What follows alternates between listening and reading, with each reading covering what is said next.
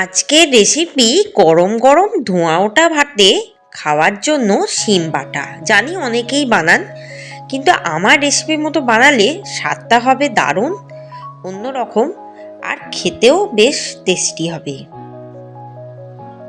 থাকলো টেস্ট বাড়ানোর টিপস। নমস্কার বন্ধুরা, মাই সিম্পল লাইফস্টাইল ব্লগে স্বাগত জানাই। আশা করি ভালো আছেন, সুস্থ আছেন। দেখে নিন তাহলে আজকের রেসিপি। গরম গরম ভাতের পাতে খাওয়ার জন্য প্রথমে কড়াই দিয়ে দেবো 3 টেবিল চামচ সর্ষের তেল। তেলটা গরম হয়ে গেলে দিয়ে দেবো 2 পেঁয়াজ কুচিয়ে রেখেছি, সেই পেঁয়াজ কুচি আর 1 চামচ হলুদ গুঁড়ো দিয়ে ভালো করে ভেজে নেবো পেঁয়াজটা। আমি বেশ বড় বড় করেই পেঁয়াজটা কেটেছি। দিয়ে দেবো একটা টমেটো গোটা আর 10 কোয়া রসুন, 4টে কাঁচা লঙ্কা। এটাও ভেজে নেব তেলের সাথে। এবার দিয়ে দেবো পরিমাণ মতো নুন। নুনটা দিয়ে যখন দেখবো একটু ভাজা ভাজা হয়ে গেছে পেঁয়াজটা, এবার দিয়ে দেবো শিম। আমি শিমটা এরকম ছোট ছোট করে কেটে নিয়েছি। এবার শিমটাকে একটু হালকা করে ভেজে নিতে হবে। এই সময় আঁচটাকে মিডিয়ামেই রাখবো ভাজার সময়।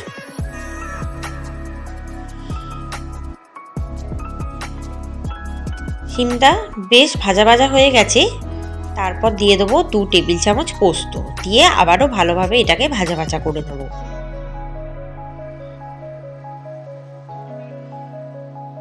এবার বেশ ভালো মতো ভেজে নিতে হবে, আর আঁচটাকে কিন্তু অবশ্যই লো টু মিডিয়ামে রাখবো।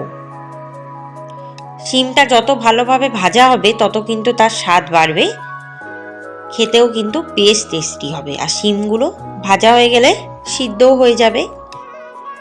এরপর দিয়ে দেবো পরিমাণ মতো ধনেপাতা কুচি, সেটা দিয়েও বেশ ভালো মতো ভেজে নেব, তাহলে ধনেপাতার গন্ধটাও থাকবে বাটার সময়। এটা আমি মিক্সারে বাটছি, কিন্তু আপনারা চাইলে কিন্তু শিলেও বাটতে পারেন। দেখুন শিমটা প্রায় কিন্তু ভাজা ভাজা হয়ে গেছে, আর শিমটা প্রায় সিদ্ধও হয়ে গেছে, আর পেঁয়াজ কাঁচা লঙ্কা রসুন টমেটোটাও ভালোভাবে ভাজা হয়ে গেছে। এবার কিন্তু আমি মিক্সারের বাটিতে দিয়ে দেবো বাটার জন্য।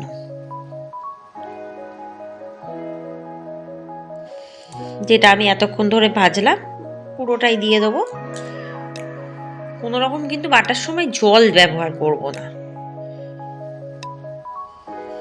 তাহলে টেস্টটা খারাপ হয়ে যাবে। শুকনোই বাটতে হবে আমাকে।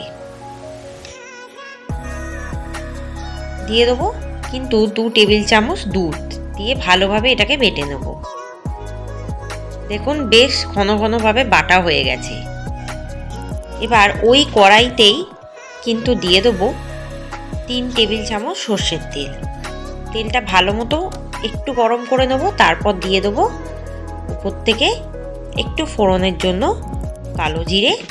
কালো জিরেটা যখন পুরো একটু কালো হয়ে যাবে বা একটু গন্ধ ছাড়বে, তখন কিন্তু এই শিম বাটাটা দিয়ে দেবো নাড়ার জন্য। এইভাবে একটু বানিয়ে দেখুন, এর স্বাদটাও পরিবর্তন হবে, খেতে কিন্তু ভীষণ ভালো লাগবে গরম গরম ভাতের পাতে। যারা শিম কেটে পছন্দ করেন না তারাও কিন্তু খাবেন চেটে পুটে।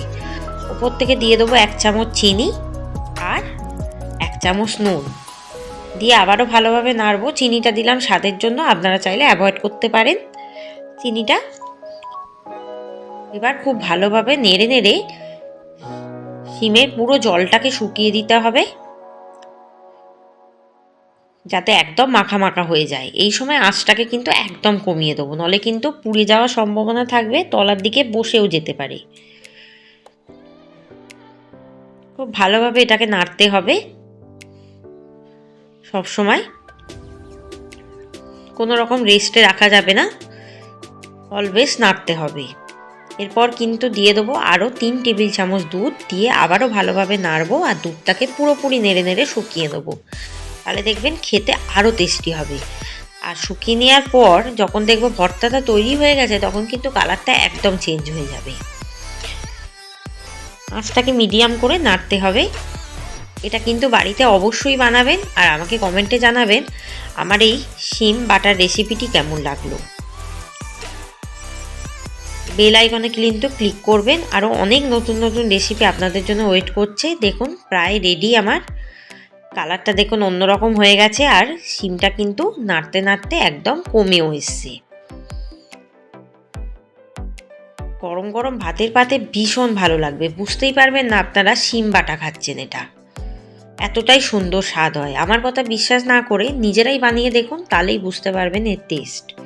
আরও অনেক রেসিপি আপনাদের জন্য ওয়েট করছে, তাই বলছি আমার চ্যানেলে চোখ রাখুন, নাহলে কিন্তু অনেক কিছু মিস করবেন, এইটুকু বলতে পারি। ব্যাস এবার নামিয়ে সার্ভ করব। ব্যাস রেডি। আশা করি রেসিপিটি ভালো লাগবে, একবার বানিয়ে খাবেন। ধন্যবাদ।